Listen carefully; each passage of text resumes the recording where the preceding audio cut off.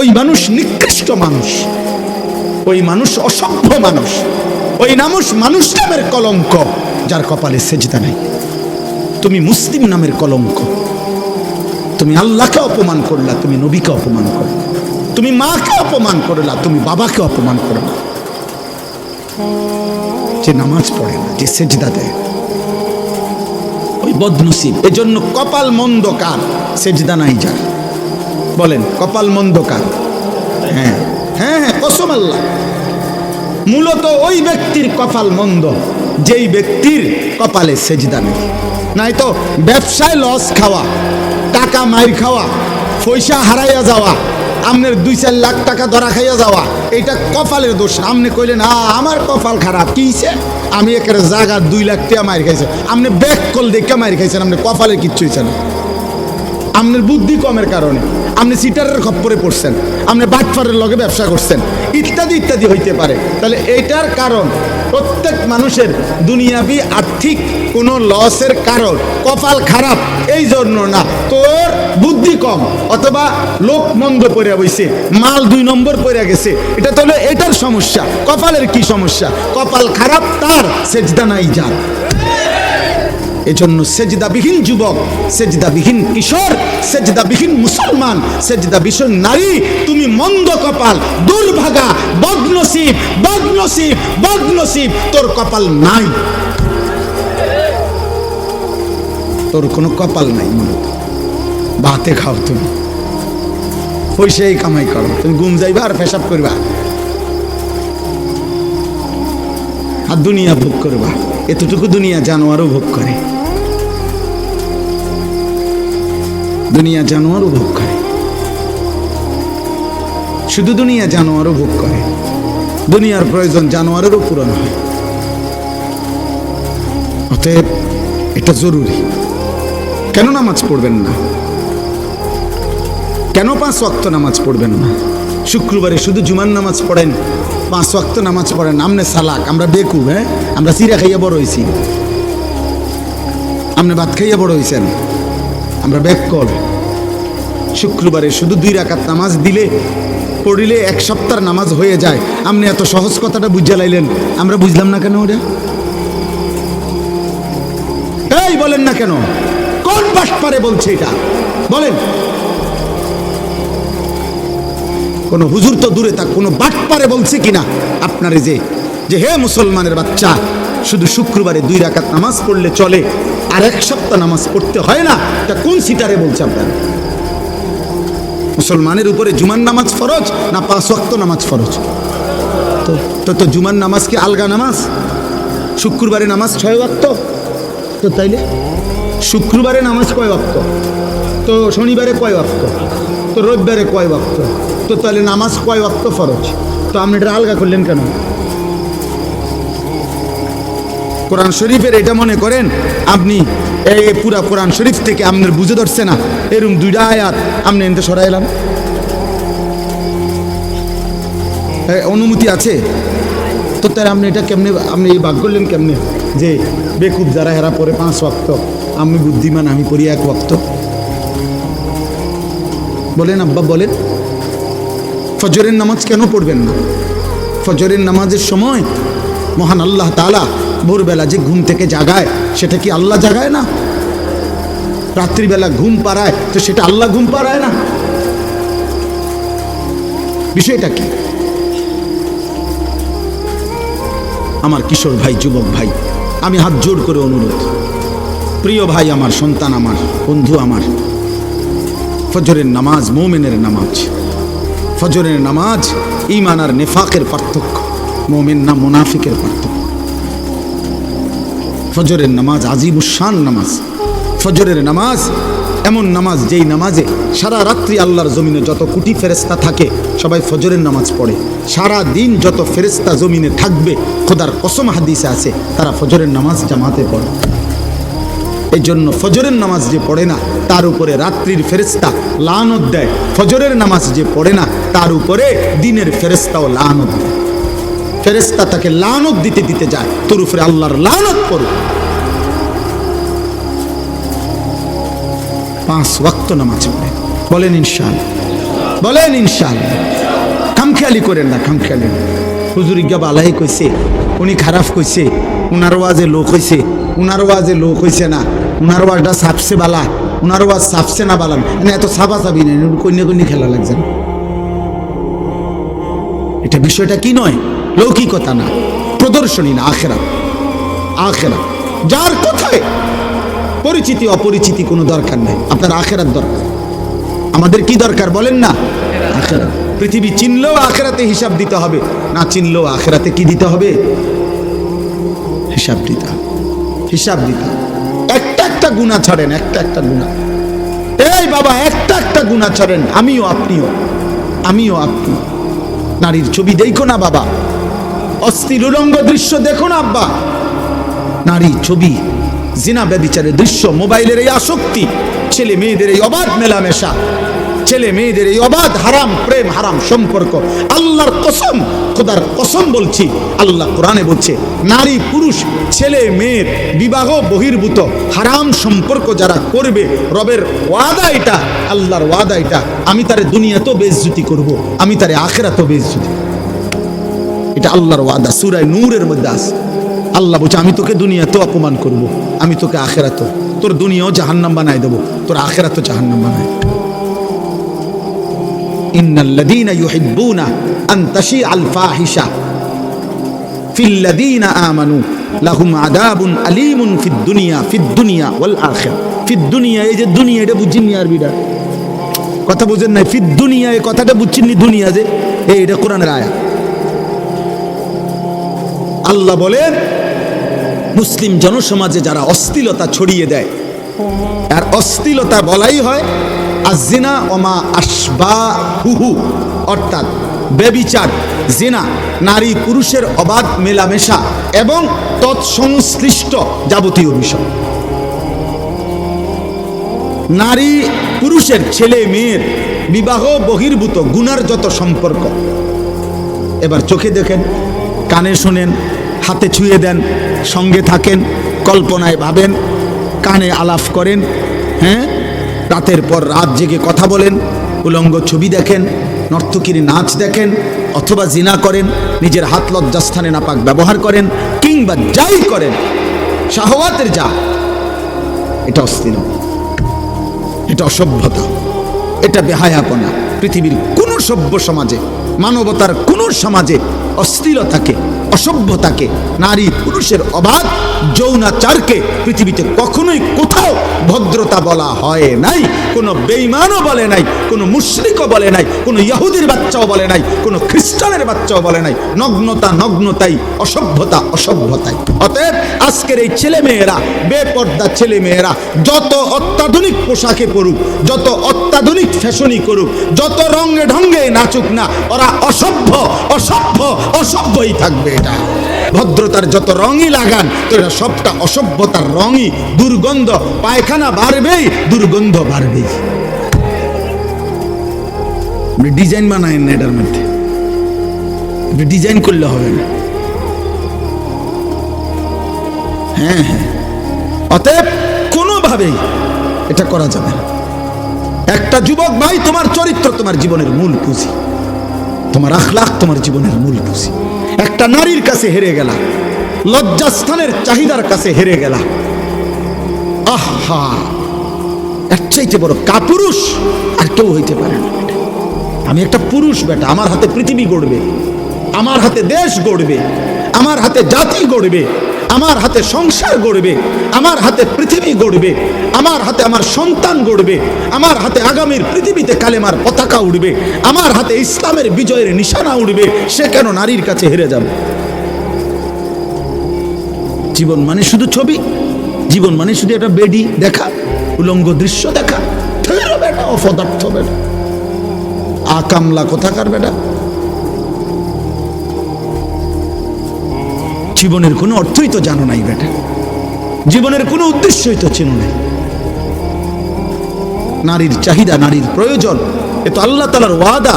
আল্লাহ বলছে, বান্দা আমি তোমার বৈধ চাহিদা পবিত্র বিবাহের মাধ্যমে আমি পূরণ করে দেব, এটা আমার ওয়াদা।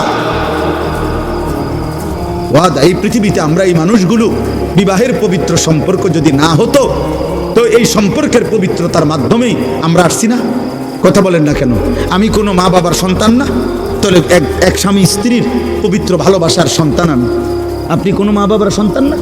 তো আপনারা কোনো মা বাবার সন্তান না? তো স্বামী স্ত্রী, নারী পুরুষের এই মেলামেশা, হালাল পবিত্র চাহিদা পূরণ, এর বরকতেই আল্লাহ তাআলা এই পৃথিবীতে মানব প্রজন্ম এই পর্যন্ত আনছেন। এভাবেই আগামী কিয়ামত পর্যন্ত চলবে। আল্লাহ আমাদেরকে হেফাজত করেন। আমি অনুরোধ করছি আমার যুবক ভাই, আখলাকের হেফাজত করো, আখলাকের হেফাজত করো। গান বাদ্যের আড্ডা, গায়িকা নায়িকার আড্ডায়, মোবাইলের মাধ্যমে হোক, কোনো গানের আড্ডা, কোনো নর্তকীর আড্ডা, কোনো ছবির আড্ডা, কোনো নৃত্যের আড্ডা, কোনো বাদ্যযন্ত্রের আড্ডায় কোনোভাবে ভাইয়া অংশগ্রহণ করো, অংশগ্রহণ করো, অংশগ্রহণ করো। আমাদের ইমামে আজম আবু হানিফা রাহমাতুল্লাহ আলাইহি বলছেন, সিমাউল আগানি ফিসকুন ওয়াত তালাজ্জুদু বিহা কুফরুন। গান শোনা প্রকাশ্য পাপ। তিনি বলছেন গান শুনে মজা পাওয়া এটা কুফরি, কুফরি, খোদার কসম এটা কুফরি। তিনি বলছেন, কোরআনে আল্লাহ বলছে গান, বাদ্য, গায়িকা, গানের আসর, নৃত্যের আসর, বাদ্যযন্ত্রের আসর যারা জমায়, উলাইকা লাহুম আযাবুম মুহিন, আমি আল্লাহ তাদের জন্য অত্যন্ত লজ্জাজনক মর্মান্তিক আযাব আমি নির্ধারণ করেছি। এজন্য ধর্মের নামে, এজন্য ভক্তির নামে, মাজারের নামে, ব্যক্তির নামে, আউলিয়ার নামে, পীরের নামে, মুর্শিদের নামে, অধর্মের নামে, সিনেমার নামে, নাটকের নামে, নায়ক নায়িকার প্রেমের নামে, ভালোবাসার নামে, যেই কোনো নামেই বাদ্যযন্ত্র বাজাইলে, গান গাইলে, ভক্তিমূলক হোক আর অভক্তিমূলক, হারাম, এটা হারাম, এটা হারাম, এটা হারাম।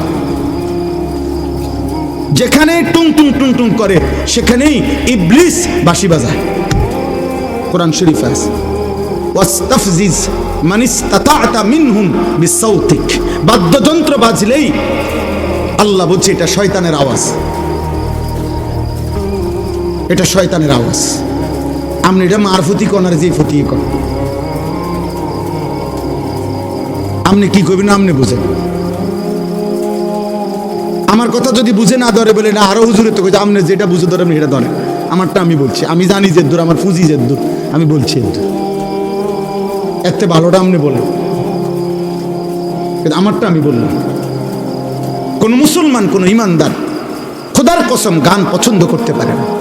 আল্লাহ নবী, ওই আমার আগে মাওলানা হুসাইন ভাই এটা বলতে চাইছেন, আল্লাহ নবী বলছে আমার উম্মত যখন শেষ জামানায় গানে আসক্ত হবে, গায়িকায় আসক্ত হবে, নৃত্যে আসক্ত হবে, বাদ্যযন্ত্র বেড়ে যাবে, হালাল পানির মতো মদ পান করতে থাকবে। আল্লাহ রাসূল সাল্লাল্লাহু আলাইহি ওয়াসাল্লাম বলেছেন, ইজা যাহারাতিল কাইনাত ওয়াল মাআজিফ ওয়াস্তাহাল্লাতিল খামরা। আল্লাহ নবী বলেন আমার উম্মতকে তখন মাটিতে ধসিয়ে দেওয়া হবে, পাথরের বৃষ্টি বর্ষণ করা হবে, চেহারা বিকৃত করে। কোনো দিন রাত গভীরে এই নাফরমান এমন হতে পারে, আল্লাহ মাফ করে দেন, কোনো দিন রাত গভীরে শুইবার পরে ঘুম থেকে, গানের আসর থেকে, বাদ্যের আসরে, মদের আসরে, জুয়ার আসরে। প্রিয় ভাই আমার, আল্লাহর কসম মুহাম্মদ আরবি 1450 বছরে মিথ্যা বলে নাই। এই পাপের শাস্তি হিসাবে নবী বলছে চেহারা কোনোদিন অচিরেই শেষ জামানায় আমার উম্মতের চেহারা এই গান, বাদ্য, মদ, নেশা, জুয়ার আসক্ত ব্যক্তির চেহারা মানুষের সুরত বদলিয়ে পশু জানোয়ারের আকৃতি হয়ে যাবে। কোনো দিন হয়তো দেখবে সে, কোনো এক জেনারেশন হয়তো দেখবে বান্দর হয়ে গেছে, শুকর হয়ে গেছে। আল্লাহ মাফ করে দেন।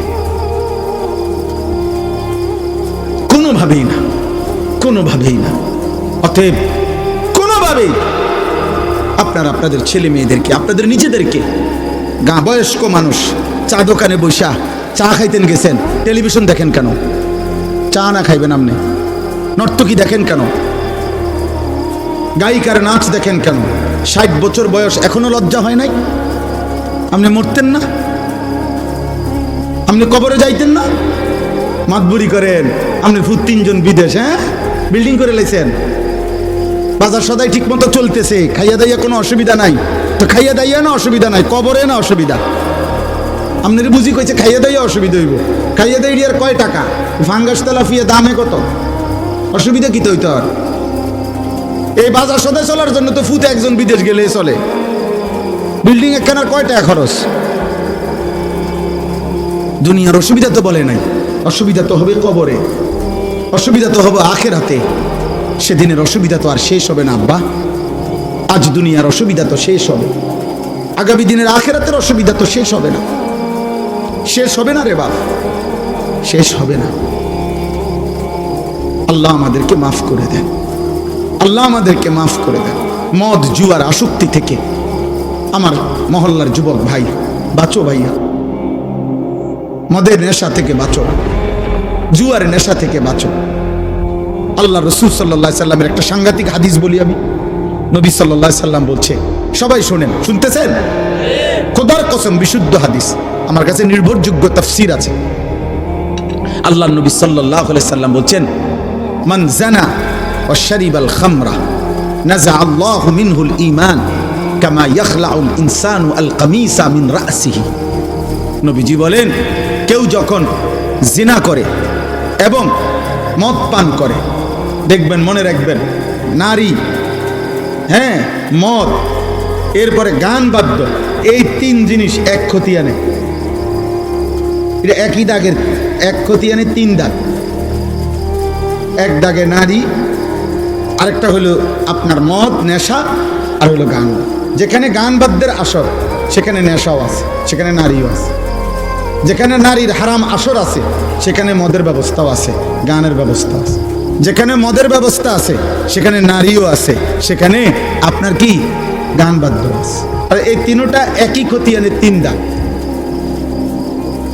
বুঝছেন নি হিসাবটা আমার? আল্লাহ রাসূল সাল্লাল্লাহু আলাইহি সাল্লাম বলেন, যে জিনা করে এবং মদ পান করে, তো আল্লাহ তার কলিজার থেকে ঈমানকে এভাবে টেনে বের করে ফেলে, মানুষ তার গায়ের থেকে জামা যেভাবে খুলে ফেলে।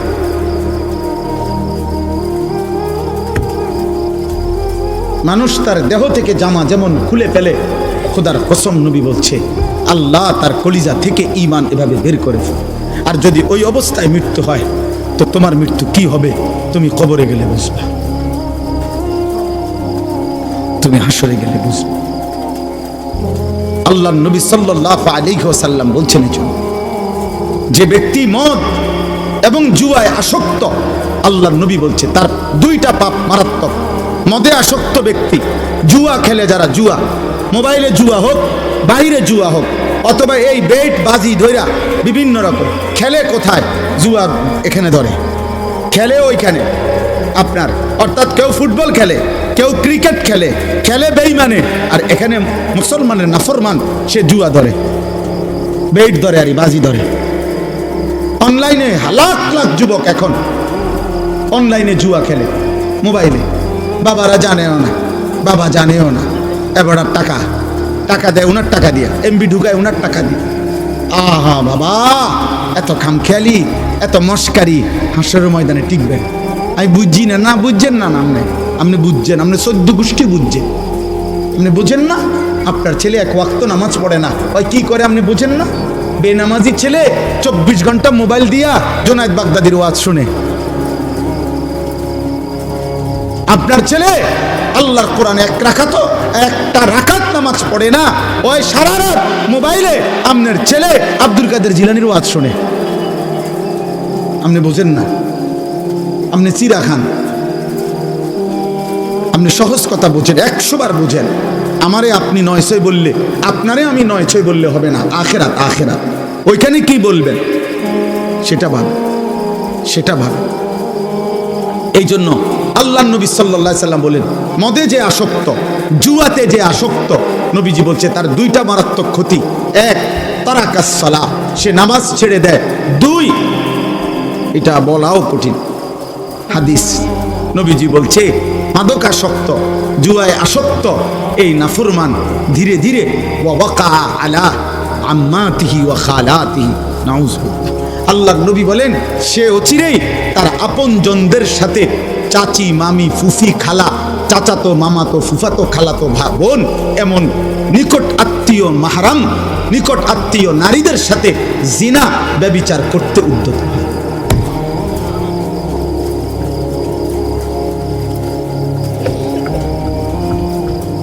কি বুঝলেন?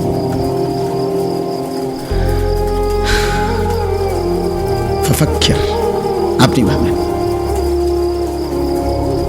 আপনি ভাবেন প্রত্যেকটা পাপের কারণে অভিভাবক সমপরিমাণ দায়ী হবে। এই জন্য যে যা পারেন দুনিয়াতেই ভাত তরকারি বেশি করে খাইয়া যান। মন না চাইলেও আরো দুগা ভাত ল, মন না চাইলেও আরো 2 টুকরা গোস্ত ল। আখিরাত কঠিন হবে, জাহান্নাম কঠিন হবে আব্বা, হাসরের ময়দান বড় কঠিন হবে। অস্বীকার করলেই আখিরাত হবে না এমন না, ভুলে গেলেও আখিরাত হবে। হবে, কথা বলেন না? হবে আখিরাত, মৃত্যু হবে আমাদের, আখিরাত হবে, বিশ্বাস হয়? এই শেষ কথা। এবার শুধু আমি 5টা আয়াতের তর্জমা বলি, তাইলে আমার কথা শেষ। আমি আমার কথা এতটুকু বললাম, 2 কথা বললাম। 1 নম্বর কথা হলো, একজন বাবা তার পরিবারস্থদের জাহান্নাম থেকে বাঁচাবার জন্য জীবনের সবটুকু কোরবান করা উচিত। দ্বিতীয়ত, একজন সন্তানও তার বাবা, তার মা, তার উপরস্থদেরও জাহান্নাম থেকে বাঁচাবার জন্য জীবনের সর্বোচ্চ চেষ্টা করা উচিত। এটার দলিল দিছি। আর দ্বিতীয়ত বললাম, আমি আপনি আখিরাতকে ভয় করে, কবরকে ভয় করে যাবতীয় গুনাহ আমার এবং আমার পরিবারস্থ সদস্যদের জীবন থেকে দূর করার, সরানোর, বাঁচানোর শতভাগ চেষ্টা করা আমাদের জন্য ফরজে আইন, বাধ্যতামূলক। এই 2 কথা বুঝাইতে পারলাম কিনা? এবার তরজমা শুনুন। ওয়াকালু আইদা যালালনা ফিল আরদ আইন্না লাফি খালকিন জাদীদ। 21 নম্বর পারা, 32 নম্বর সূরা, সূরা সেজদার 5টা আয়াত পড়ছি, শুধু অনুবাদ বলছি। 10, 11, 12, 13, 14 এই 5 আয়াত। আল্লাহ বলেন, মক্কার কাফের, মুশরিক, বেঈমান, পাপী, নাফরমানরা অহরহ নবীজিকে বলতো, মুহাম্মদ, আমরা মৃত্যুর পরে কবরে মাটির সাথে একটা নির্দিষ্ট সময়ের মধ্যে হারিয়ে যাব। কিছুদিনের মধ্যেই আমাদেরকে মাটি খেয়ে ফেলবে, মাটি সমান করে ফেলবে, মাটি আমাদেরকে মিশায়া ফেলবে, মাটি আমাদেরকে অদৃশ্য করে ফেলবে। কিছুদিন পরেই আমাদের হাড্ডি, চামড়া, গোশত আর মাটির সাথে খুঁজেও পাওয়া যাবে না, পাওয়া যাবে না। মনে করেন 500 বছর আগে এখানে আপনার কবর ছিল, এমন হাজারো জায়গা আছে যেখানে এখন কবর তো দূরে থাক, ওই জায়গা নদী হয়ে গেছে, খাল হয়ে গেছে। তাহলে লাশ তো দূরে থাক, কবর তো দূরে থাক, মাটিও তো নাই। তো তারা বলতো, মুহাম্মদ, সেই রকম আমাদেরকে যারা মাটির সাথে এভাবে হারিয়ে যাব, মিশে যাব, আমাদেরকে পুনরায় নতুন করে কিয়ামতের দিন আল্লাহ আবার সৃষ্টি করে হাসরের ময়দানে উঠাবে, এটা কিভাবে সম্ভব?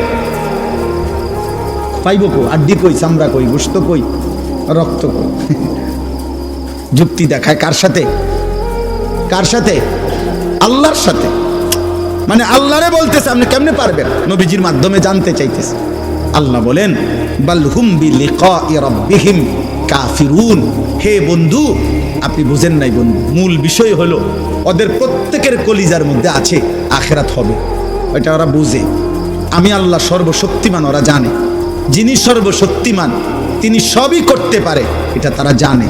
কিন্তু মূল বিষয় হলো ওরা চায় না যে আখিরাত যদি মেনে নেয়, তাইলে তো এটা মানতে হবে যে আমি আল্লাহর মুখোমুখি হবে, গুনার হিসাব দিতে হবে, নেক কাজের পুরস্কার নিতে হবে, নাফরমানির দুনিয়া ছেড়ে দিতে হবে, চুরি, ডাকাতি, অসভ্যতা, আল্লাহর অবাধ্যতা, কুফর, শিরিক, যাবতীয় কবিরা গুনাহ বাদ দিতে হবে, আমি আল্লাহর আনুগত্য করতে হবে। মূল বিষয় হলো এইটা তারা চাচ্ছে না, এই জন্য আখিরাতকে মানতে চাচ্ছে। বুঝেন নাই কথাটা?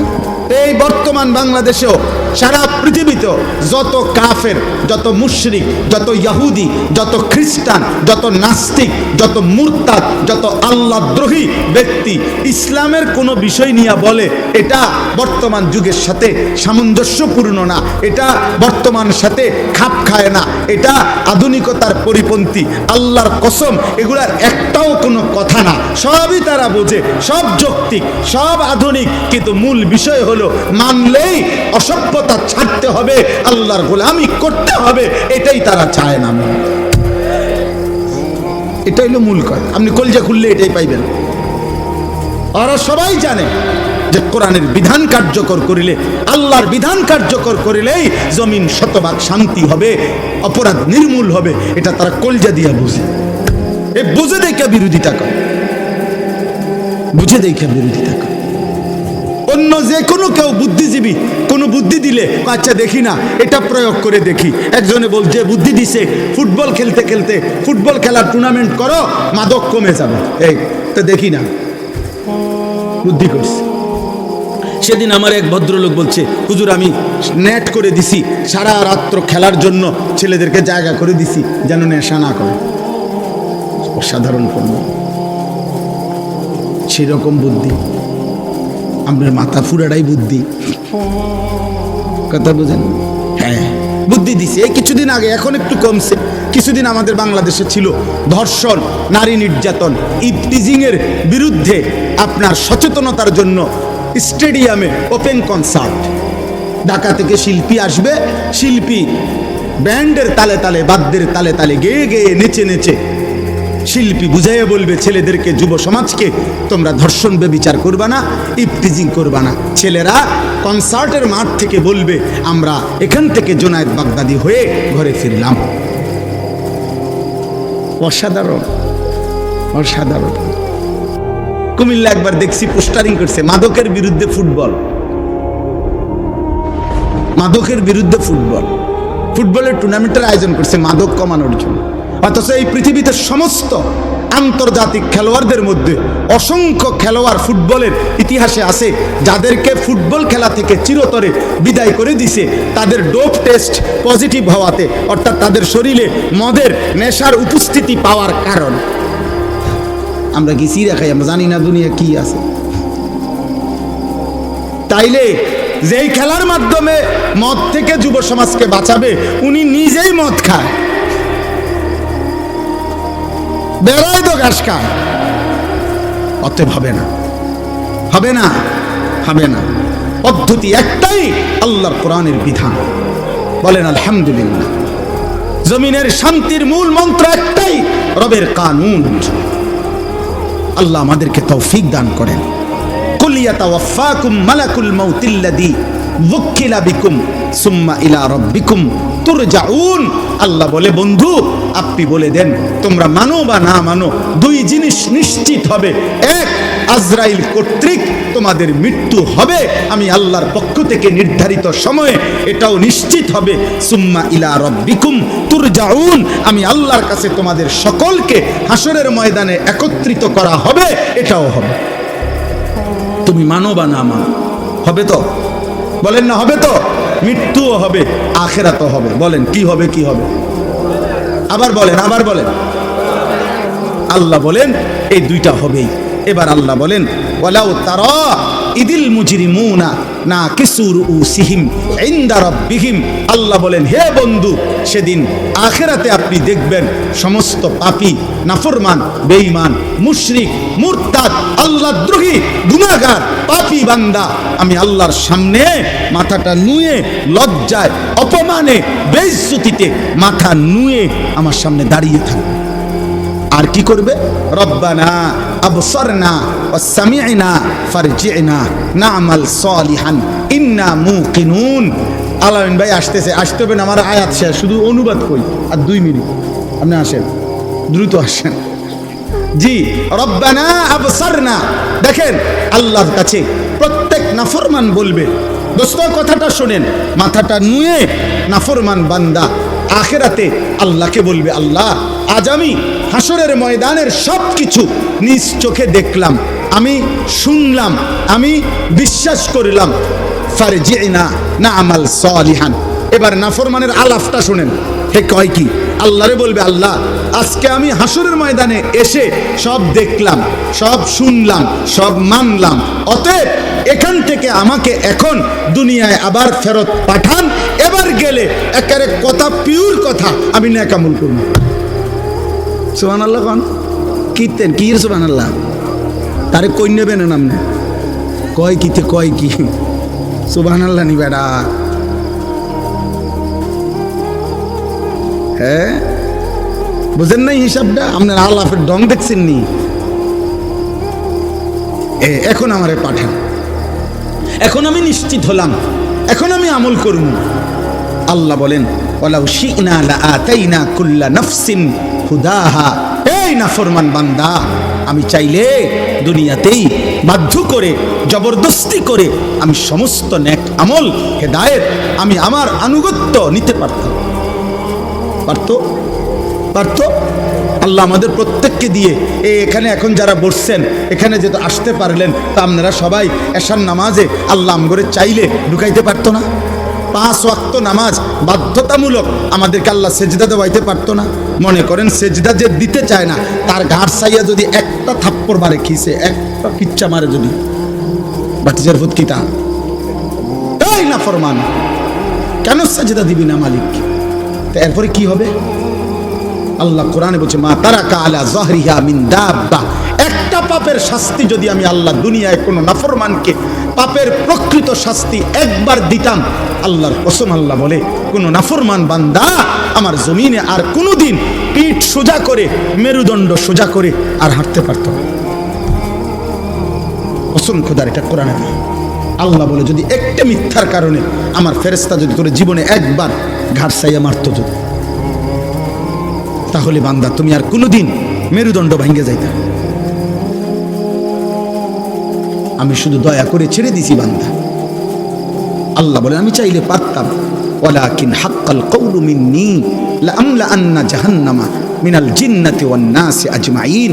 আল্লাহ বলেন অতএব আজ আমার চূড়ান্ত সিদ্ধান্ত, আজ আমার ফয়সালা, আজ আমি হাসরের ময়দানে মাফ করব না বান্দা, আজ আমি বিচার করব।